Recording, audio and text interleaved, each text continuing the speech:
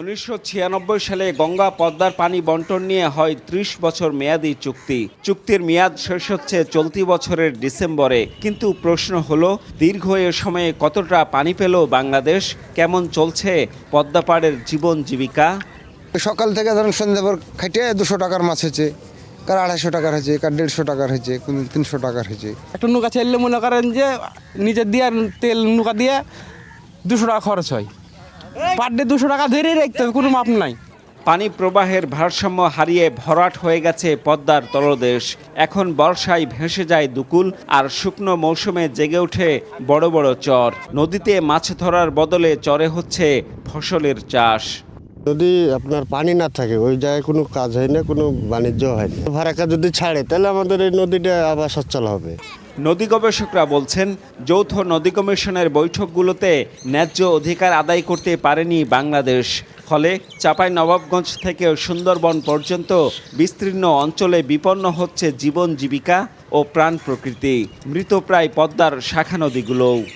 আমাদের দেশের সবচেয়ে বড় যে সেচ প্রকল্প গঙ্গা কপোতাক্ষ সেচ প্রকল্প, এই সেচ প্রকল্পটা মারাত্মকভাবে ক্ষতির সম্মুখীন হচ্ছে। যখন এই পানিটা আমরা আপস্ট্রিম থেকে নিচের দিকে আসছে না, তখন স্যালাইনিটির পরিমাণ বেড়ে যাচ্ছে। Presenting Walton Crystal Series. Switch to premium. Switch to Crystal. সুন্দরবনের যে নদীগুলো এবং সুন্দরবনের পার্শ্ববর্তী যে জনপদ যেখানে ধান চাষ হয়, সেই মাটিগুলো অতিমাত্রায় লবণাক্ত হয়ে যাচ্ছে, যার ফলে কি হচ্ছে, আমাদের এগ্রিকালচারাল প্রোডাক্টিভিটি কমে যাচ্ছে। পদ্মায় পানির সংকটের কথা স্বীকার করলেও পানি উন্নয়ন বোর্ডের দাবি, চুক্তি অনুযায়ী পানি পাচ্ছে বাংলাদেশ।